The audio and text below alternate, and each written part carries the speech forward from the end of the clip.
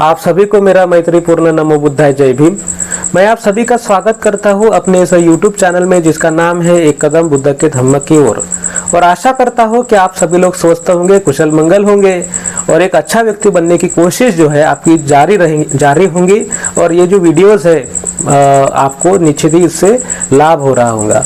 तो हम जान रहे हैं कि बाबा साहब ने जो किताब लिखी है बुद्ध और उनका धम्म, जो आप पढ़ रहे होंगे, पढ़ते भी होंगे, आज भी आपने पढ़ा होगा। आज जो भाग हम समझने वाले हैं, तो आज हम क्या जानने वाले हैं? आज हम जानेंगे आत्मा पे भरोसा करना, आत्मा पे विश्वास करना अधम्म है, धम्म का पार्ट नहीं है। तो क्या है होती है आत्मा, क्यों उसका हमने उस पर भरोसा नहीं करना चाहिए, विश्वास नहीं करना चाहिए, इसके बारे में हम जानेंगे। इसलिए इसके पहले हमने ब्रह्मात्मा जाना, उससे पहले ईश्वर जाना, है ना। ये सभी चीजें एक दूसरे के साथ में जुड़ी हुई है, लेकिन इतनी गहराई से जुड़ी हुई है कि हमें इसको थोड़ा सा अलग अलग करके जानना चाहिए। पहले हमने ईश्वर जाना, उसका ईश्वर जाना, तो उसके बाद में हमने ब्रह्मात्मा जाना, यानी आपके अंदर आत्मा है तो आपको आत्मा किसी के पास तो भेजना पड़ेगा ना, तो वो ब्रह्मात्मा जाना। आज हम खुद आत्मा के बारे में ही जानने वाले हैं। तो क्या होती है आत्मा? लोग कहते हैं कि प्रत्येक जीवित व्यक्ति के भीतर एक आत्मा होती है। हर धर्म में ये बात मानी गई है, लेकिन बुद्ध ने इस बात को नकारा है। मैं पहले ही आपको बता देता हूँ कि बुद्ध आत्मा को नहीं मानते। बुद्ध का जो धम्म है उसमें बुद्ध ने आत्मा नहीं माना है, उसके यानी इसीलिए बुद्ध का धम्म अनात्मवादी है, क्योंकि आत्मा है ही नहीं। तो आत्मा क्या होती है? आत्मा मरती है कि नहीं मरती है? शरीर मरता है तो आत्मा नहीं मरती, ऐसे लोगों का कहना है। यानी आत्मा के बारे में व्यक्ति के जो विचार है एक दूसरे के साथ में मेल नहीं खाते, वो अलग अलग प्रकार के उनके विचार हैं। हम जानना चाहिए कि आप अगर किसी बात पे भरोसा करते हैं तो आपको जिन लोगों ने ये बातें बताई है उन लोगों में इसके बारे में स्पष्टता होनी चाहिए और उसमें संदेह नहीं होना चाहिए, और उसके बारे में शास्त्र उपलब्ध होना चाहिए, शास्त्र शुद्ध जानकारी उपलब्ध होनी चाहिए। उसका अनुभव हमें लेना आता, यानी उसका अनुभव हमें मिलना चाहिए। वो आत्मा कैसी दिखती है, कहाँ रहती है, मृत्यु होने के बाद में वो दूसरे शरीर में जन्म लेती है, ऐसा अनेकों, यानी वो कितनी बड़ी होती है, सूक्ष्म होती है, स्थूल होती है, कैसी दिखती है, छोटी है, बड़ी है, मृत्यु के बाद में कहाँ रहती है, उसका नियोजन कौन करता है ना, कौन से शरीर में जाना है, कैसे डिसाइड होता है, कैसे निश्चित होता है, अनेक वगैरह वगैरह प्रश्न बुद्ध ने सबको पूछे, लेकिन बुद्ध को उनके अलग अलग जवाब मिले। इसलिए बुद्ध ने यह संकल्पना त्याग दी। बुद्ध कहते हैं कि जैसे प्रमाण है ना, पहले बताया मैंने आपको, प्रमाण है ना, अनुमान, इससे सिद्ध होना चाहिए कि नहीं होना चाहिए? आप सिद्ध ही नहीं कर सकते तो क्या उसको कैसे मान सकते हैं? हम जी रहे हैं प्रैक्टिकल में, थ्योरी में, वास्तविकता में हम जी रहे हैं, ख्वाब तो नहीं है। ख्वाब में जी रहे हैं क्या? ख्वाब देख रहे हैं आप, है कि नहीं? ख्वाब में थोड़ी जी रहे हैं। गाड़ी चलाते हुए 2 सेकंड के लिए आंखें बंद कर दीजिए, पता चलेगा ख्वाब में है कि नहीं है। तो वास्तविकता में जीवन जी रहे हैं, तो हमें जीने के लिए जो सिद्धांत आवश्यक होते हैं वह भी वास्तववादी होने चाहिए, वो प्रमाण से सिद्ध होना चाहिए, अनुमानों से सिद्ध होना चाहिए। तो जो आत्मा है, तो वो आत्मा कहाँ रहती है, कहाँ, मैंने जो आपको बताया उसके बारे में कोई जवाब देने को तैयार नहीं है। कहाँ रहती है, क्या होता है, उसके बारे में बुद्ध ने कहा है कि आत्मा को विश्वास करना ईश्वर के विश्वास करने से भी ज्यादा खतरनाक है, क्योंकि आत्मा आपके जन्म से ही आपके साथ में आ जाती है और वो मरे तक रहती है, और वो आत्मा की क्रिया कर्म है, क्योंकि उसको तो परमात्मा से मिलाना है ना। और आत्मा ने पहले कुछ कर्म किए होंगे तो उसका भी परिणाम भुगतना है। ऐसे तो रीति रिवाज कर्म कांड से जो है ना, वो पुरोहितवाद जो है वो एक बार जीवन में आ गया है, 16 संस्कार वगैरह है कि नहीं, उपनयन संस्कार वगैरह से हम तो देखते कि मुंजो नहीं की, उपनयन नहीं किया, जो है ना, जो क्षत्रिय लोगों का, पहले जिन लोगों का उपनयन विधि नहीं हुआ उनको शूद्र कहा गया है कि नहीं। तो ये जो है ये पीछे पड़ जाता है व्यक्ति के जन्म से ही आत्मा, और फिर आत्मा को संस्कारित करने वाले जो पुरोहित है, तो वो आपको मरे तक छोड़ते नहीं है। तो इसलिए ये सबसे घातक है, ऐसे बुद्ध कहते हैं। इतने से ही बुद्ध ने उसको नहीं छोड़ा है कि नहीं? बुद्ध ने नहीं माना कि ये चीजें है। बुद्ध ने आत्मा को चित करने के लिए, परास्त करने के लिए, उस सिद्धांत को अमान्य करने के लिए अपने कुछ सिद्धांत रखे हैं। क्या रखे हैं बुद्ध ने, क्या कहते हैं? डिटेल्स में सुनिए, समझिए, तब जाके हमें समझना होगा ना कि हमारा शरीर काम कैसे करता है। नाम रूप सिद्धांत बुद्ध ने प्रतिपादित किया है। नाम रूप सिद्धांत बुद्ध ने प्रतिपादित किया है। किस तरह से प्रतिपादित किया है? व्यक्ति के व्यक्तिमत्व के उसका पूरा जो है ना स्टडी करके, कठोर परिश्रम, कठोर स्टडी है वो, बारीक स्टडी करके, अभ्यास करके, निरीक्षण करके बुद्ध ने इस सिद्धांत को अपने सामने रखा है, जिसे नाम रूप सिद्धांत कहा जाता है। तो ये जो रूप होता है, जो हम दिखते हैं, हम जो है भौतिकता, तो ये 4 घटकों से उत्पन्न होती है। भूमि यानी पृथ्वी, तेज है ना अग्नि, आप यानी जल, और वायु यानी हवा। ये 4 जो भौतिक घटक है उससे हमारी काया उत्पन्न होती है, जिसे हम क्या कहते हैं? रूप स्कंद कहते हैं। तो ये नाम स्कंद क्या है? नाम स्कंद वह होता है वह जब वो ये एकत्रित आते हैं 4 घटक, है ना, तब अपने आप ही नाम स्कंद उनके साथ में ही होता है, तो वो उसके साथ में अस्तित्व में आता है, जिसे हम चेतना कहते हैं। अभी चेतना की निर्मिति कैसे होती है? बुद्ध के सिद्धांत पे सवाल कर दिया लोगों ने कि चेतना की निर्मिति कहाँ से आ गई। तो उसको जवाब देने के लिए, जैसे इलेक्ट्रिक की उत्पत्ति होती है, इलेक्ट्रिक होता है तो इलेक्ट्रिक के साथ में मैग्नेटिक फील्ड अपने आप ही होती है। अपने मैग्नेटिक फील्ड कोई तैयार की नहीं जाती। जहां इलेक्ट्रिक है, विद्युत है, वहां पे मैग्नेटिक चुंबकीय क्षेत्र अपने आप अस्तित्व में होता ही होता है। बुद्ध कहते हैं कि नाम जो है वो अलग अस्तित्व में नहीं होता, और ना ही वो इसका कोई भाग है। वह जहां रूप स्कंद है, भौतिक घटक है, वहां पे नाम जो नाम स्कंद है वो अपने आप ही अस्तित्व में होता है, और उसका ही वो क्या है? प्रेरक है, प्रेरणा है। और जब रूप स्कंद बनता है तो नाम स्कंद अपने आप ही बनता है, जिसे हम चेतना कहते हैं। चेतना यानी उसके भी विज्ञान है, जो हम समझते हैं, जो हमारी भावनाएं हैं, हमारे मन में वेदना जिसे हम कहते हैं कि है ना, हमारे जो इंद्रिय है उनकी जो विषय होते हैं, उसको अगर हमने हाथ रखा कि कहीं पे देख रहे हैं, आंखों से देख रहे हैं ना, तो उसके जो विषय है उससे द्वारा हमारे चित्त में, हमारे मन में जो कुछ भी भावनाएं उत्पन्न होती है उसके बारे में, उसको वेदना कहते हैं। संज्ञा है, हमारी जो धारणा होती है, हम किसी स्वभाव के होते हैं, है ना, हमारी कुछ धारणाएं होती है, उस स्वभाव के हम खुद को बनाए रखते हैं। तो यह जो है संस्कार है, हमारा मन संस्कारित होता है। कुछ जो चित्त है ना,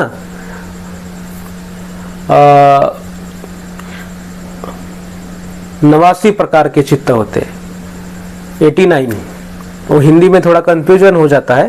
तो 89 प्रकार के जो चित्त होते हैं ना, तो वो चित्त की प्रकार, यानी हर व्यक्ति कौन से चित्त में जी रहा है, तो उसको कहते हैं संस्कारित। तो ये जो है, ये सभी मिलके जो चेतना बनती है, तो ये चेतनाएं तो सब काम करती है। चेतना हमारे मन में क्या काम करती है? चेतना जब हम चेतना जाने 4 घटक एकत्रित आ गए तो संसार यानी जीवंत नहीं होते व्यक्ति। चेतना जब उत्पन्न हो जाती है तब वो व्यक्ति को जीवंत माना जाता है।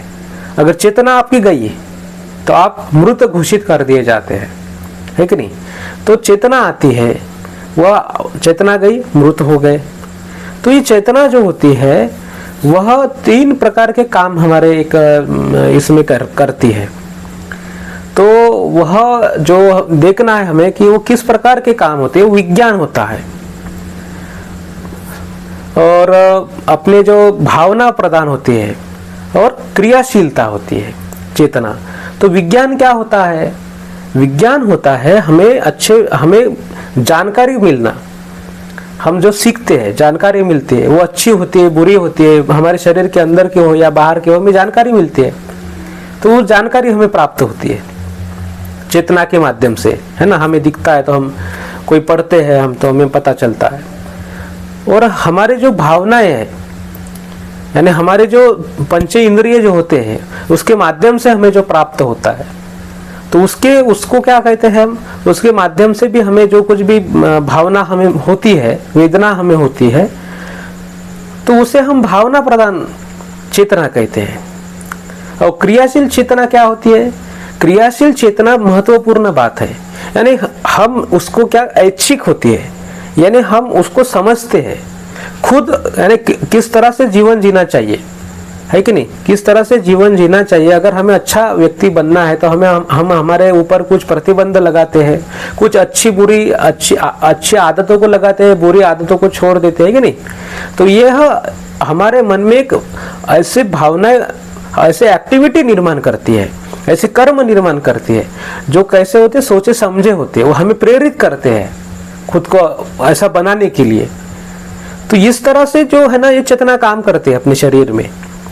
तो ये जो कुछ भी काम किसी आत्मा को करने चाहिए, ये सभी काम तो चेतना कर रही है। तो बुद्ध कहते हैं कि अभी ऐसा कौन सा काम बच गया जो आत्मा के लिए बाकी है? ऐसा कोई काम नहीं है। तो ये ऐसे आत्मा को हम क्यों माने? अगर आत्मा का कोई अस्तित्व ही नहीं, इसके लिए कुछ काम ही बचा नहीं है, तो आप आत्मा को मानते हैं, फिर आत्मा को परमात्मा से मिलाने के लिए उसको और कुछ भी संस्कारित करने के लिए, उसके पूर्व कर्म को शुद्ध करने के लिए, नए जन्म के लिए, बाप रे कितना बड़ा ये आडंबर है, कितना बड़ा। आपके जन्म से मरे तक आप पूजा अर्चा में लीन हो जाते हैं और आपके भीतर, और आपको एक ऐसे क्रियाकर्म में, कर्म कांड में फंसा दिया जाता है। तो आप जीना जो है ना, जो वास्तविक में जो नियम है, इसलिए तो हर धर्म के कारण ही जो हर देश पीछे है, इसलिए उनको कॉन्स्टिट्यूशन की निर्मित करनी पड़ी, क्योंकि उनका धर्म देश को बचा ही नहीं सकता।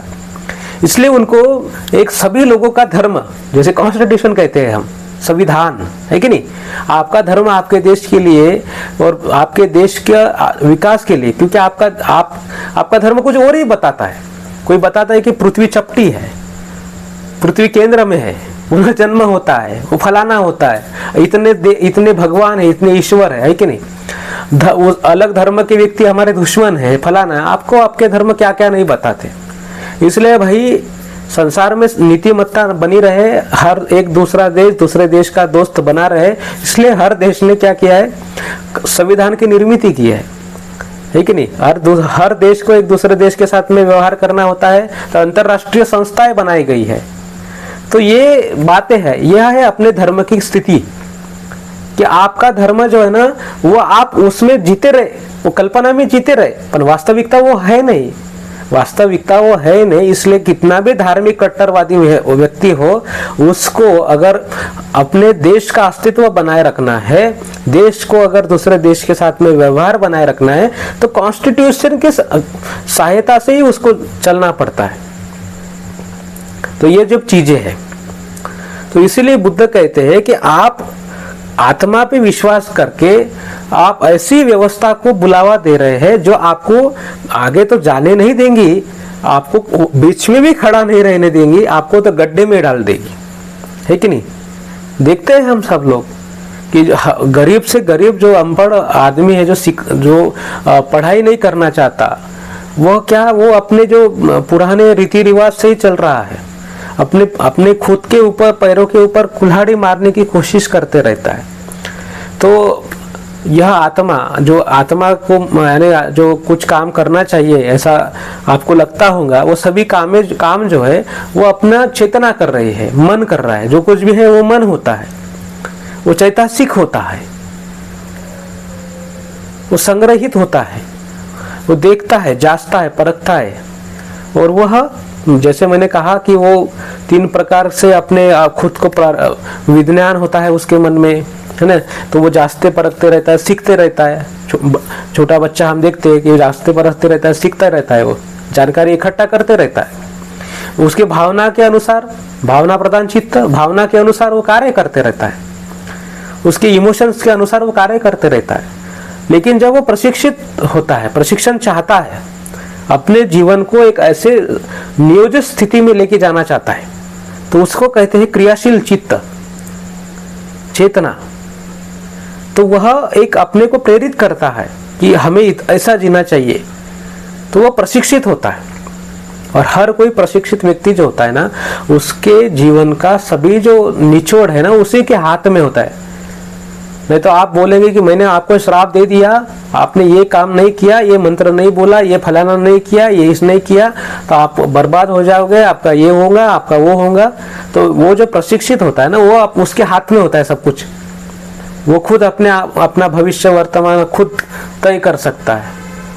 तो ये भी भाग मैं निश्चित तौर पे आपको समझ में आया होगा, ऐसा मैं मानता हूँ। और कुछ भाग जो है आपको नहीं समझ में आया होगा, कुछ आपके सवाल हो, कुछ नया कुछ बताना चाहते हो जो मैं नहीं बता सका होगा आपको, तो निश्चित ही कमेंट्स में लिखिए। इस आई बटन पे क्लिक करके बुद्ध और उनके धम्म के बाकी की वीडियोस आप देख सकते हैं, प्रासंगिक की वीडियोस आप देख सकते हैं। और ये तो 101 एपिसोड है, 100 एपिसोड अपने पूरे कर लिए हैं, है ना। तो ऐसे ही बने रहिए हमारे साथ में, और ये वीडियोस को शेयर करिए, लाइक करिए, ज़्यादा से ज़्यादा अपने दोस्तों को, परिवार के लोगों को शेयर करिए, और उनको कहिए कि चैनल को सब्सक्राइब करिए, ताकि हम अपनी जो टीम है एक कदम बुद्ध के धम्म की ओर, उसको वो बढ़े। आप तो ऐसे कितने वीडियोस देखते होंगे, मैं आपका वो एक विशेष अधिकार है, आप देखिए, जो देखना चाहते हो देखिए। लेकिन हमें एक व्यक्ति भी बनना है, वो एक सामाजिक व्यक्ति है, सोशल एनिमल है। तो हमें एक सामाजिक तौर पे किस तरह से जीवन जीना चाहिए, क्योंकि खुशी तो तभी होगी ना, तब एक दूसरे के साथ में हम सही से रह सकते हैं, हमारा व्यवहार सुधारे एक दूसरे के साथ में, तभी जाके हम एक दूसरे के साथ में खुश रह सकते हैं। चाहे एक परिवार के लोग क्यों ना हो, पति पत्नी हो, भाई बहन हो, है ना, आपके जो ये होंगे एल्डर्स होंगे, है ना, तो वह भी जो है, जो कुछ भी आपके रिलेशंस में होंगे, तो उसके साथ में जो होंगे, आपका व्यवहार अगर सुधरता होगा, एक दूसरे का व्यवहार अगर उसको प्रशिक्षित करने के लिए तो बुद्ध ने कहा है। तो ये वीडियोस आपके लिए निश्चित ही फायदेमंद है। तो आपको इस चैनल को सब्सक्राइब जरूर करना चाहिए, अपने दोस्तों मित्रों को भी कराना चाहिए, ताकि सभी जो है ना संसार का, यानी आप अच्छे तरह से जी सके, एक संसार रहने योग्य बने, यही तो बुद्ध चाहते हैं। तो अंत में आप सभी लोगों के प्रति मैं मंगल कामनाएं व्यक्त करता हूँ और अपने वाणी को देता हूँ विराम। नमो बुद्धाय, जय भीम।